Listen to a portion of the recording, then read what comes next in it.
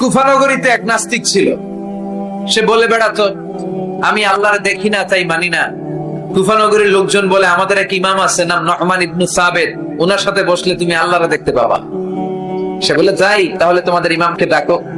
সাইয়েদনা ইমাম আবু হানিফা টাইম দিলেন, এই জুমার দিন, আজকে জুমার দিন না, এই জুমার নামাজের পরে ঠিক ভর দুপুরে 2টায় সবাই আমরা একত্রিত হব। নাস্তিকও আসবে, সাইয়েদনা ইমাম আবু হানিফাও আসবে।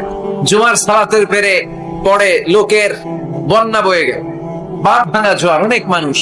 নাস্তিক এসেছে, লক্ষ লক্ষ লোক এসেছে, আসে না ইমাম আবু হানিফা। আসে না আধা ঘন্টা, 1 ঘন্টা, 2 ঘন্টা পরে আসছে।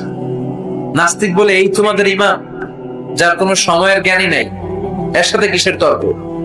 সাইয়েদনা ইমাম আবু হানিফা বলে, ইনদি হুজুর, আমার ওযর আছে। কি ওযর? সাইয়েদনা ইমাম আবু হানিফা বলেন, আমি ঘর থেকে বের হয়ে আসার পথে একটা নদী পার হয়ে আসতাম। আজকে এসে দেখি নদীর মধ্যে কোনো মানুষ টানুষ নাই, নৌকা নাই, মাঝি নাই, কিচ্ছু নাই। তো হঠাৎ দেখলাম পাশে বিশাল বড় একটা গাছ। এই গাছটা এমনি এমনি 2 ভাগ হয়ে গেল।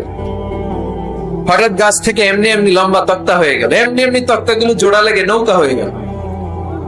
আর নৌকা আমার সামনে আসলো, মাঝি ছাড়া, লগি বৈঠা ছাড়া। আমি নৌকায় যেয়ে বসলাম, নৌকাটা আমার নিয়ে টান দিয়ে সাঁ করে ওপার নিয়ে গেল।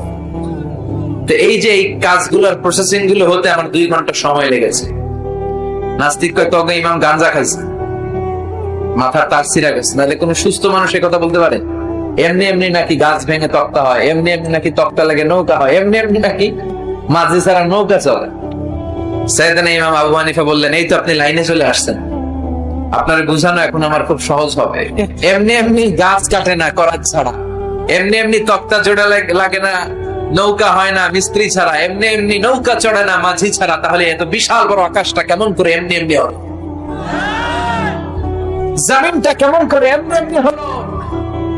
সাগর, মহাসাগর, পাহাড়, মরুভূমি কেমন করে এমনি এমনি হলো?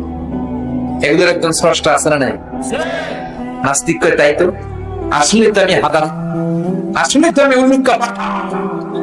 এইভাবে আমি কখনো ভেবে দেখি নাই, এইভাবে তো কখনো চিন্তা করি নাই। ওই ইমাম, তুমি আমার ঘুমন্ত বিবেককে জাগিয়ে দিয়েছো, তুমি আমার চোখের সামনের পর্দাটা উঠিয়ে দিয়েছো, তুমি আমার দৃষ্টিভঙ্গিকে পরিবর্তন করে দিয়েছো। ওই ইমাম, তুমি আমার চোখ খুলেছো, তুমি আমাকে হক চিনতে সাহায্য করেছো। আর দেরি করতে চাই না, আমারে পড়িয়ে দাও লা ইলাহা ইল্লাল্লাহু মুহাম্মাদুর রাসূলুল্লাহ। কালিমা পড়ে মুসলমান হয়ে গেছে। আল্লাহু আকবার। কুফানগরীতে এক নাস্তিক ছিল। সে বলে বেড়াতো, আমি